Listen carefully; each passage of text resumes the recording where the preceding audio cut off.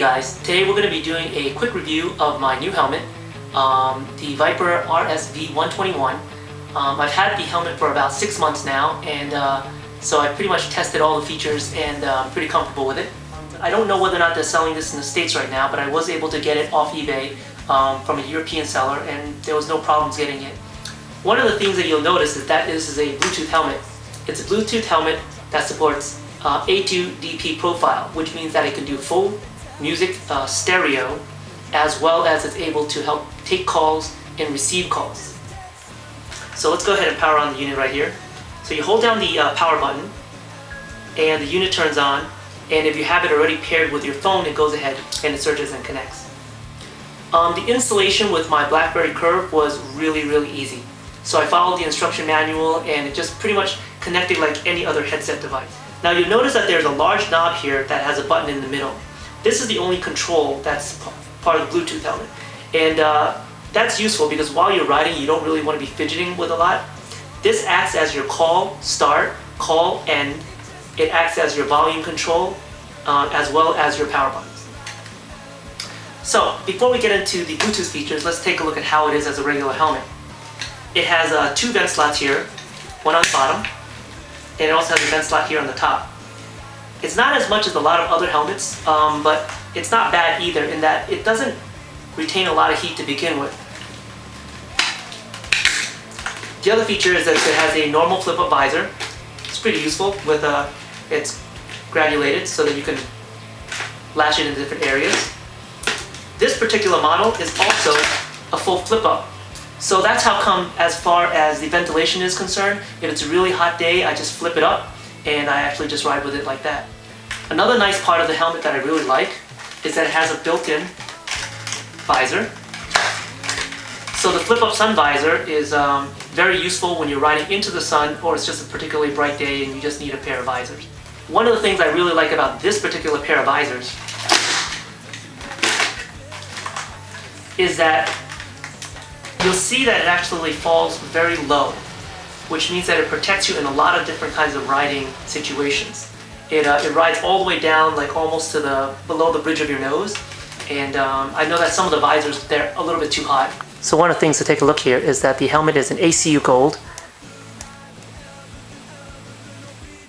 Some of you guys might have seen my earlier video on buckles, is that it actually comes standard with a buckle. So this is a lot easier to manipulate than a D-ring when you're wearing a pair of gloves. So sometimes you stop, you take off your helmet, you need to put it back on, and you have to manipulate that D-ring with your gloves. It's a little bit more difficult. Here, you have a pair of gloves on, you can go ahead and put it on, take it off. It's a lot easier.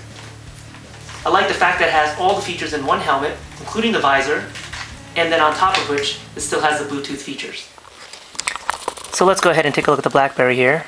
So under the BlackBerry settings, under the Bluetooth, the helmet shows up as a Bluetooth helmet. Exit out of that. Then what we can do is we can go ahead and start, just bring up your playlist and go ahead and start the playlist.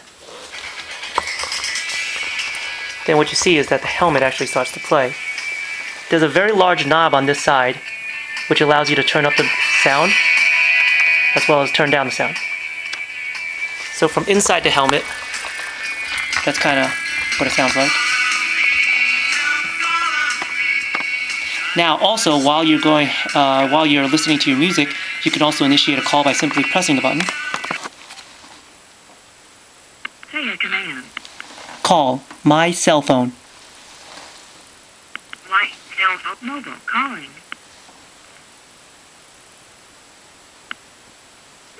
So it went ahead and initiated a connection. Now I'm going to go ahead and stop it and just cut the call. And while you do that, it automatically restarts your music for you. So you never have to touch your cell phone at all, which is kind of nice.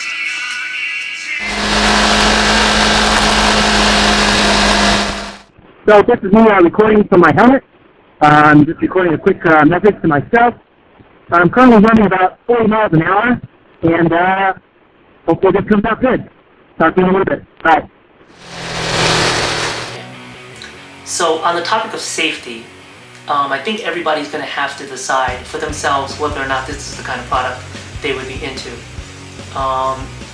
Whether or not you're too distracted when you're listening to music or possibly taking a phone call while you're riding. These are kind of very individual questions, and they're going to vary from rider to rider.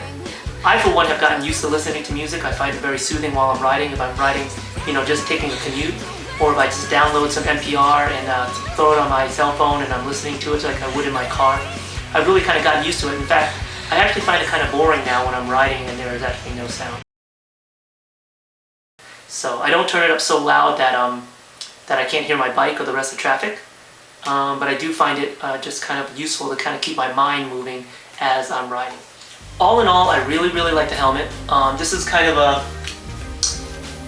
a product that, having spent 6 months with it, I would definitely buy in a heartbeat again if knowing what I know. So it did not disappoint.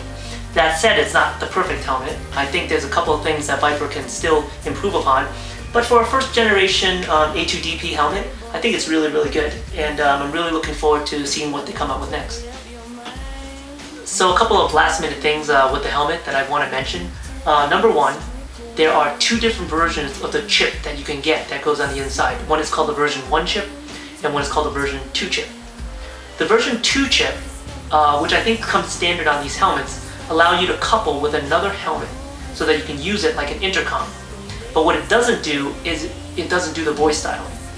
So the version 1 chip allows you to do the voice dialing, but it doesn't allow you to do the intercom. So depending on what you want, make sure you get the right chip.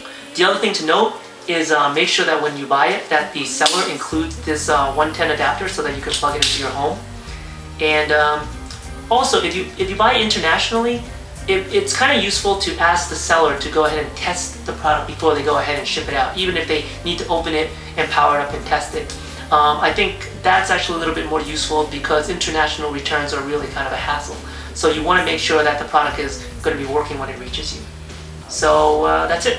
Hope you enjoy.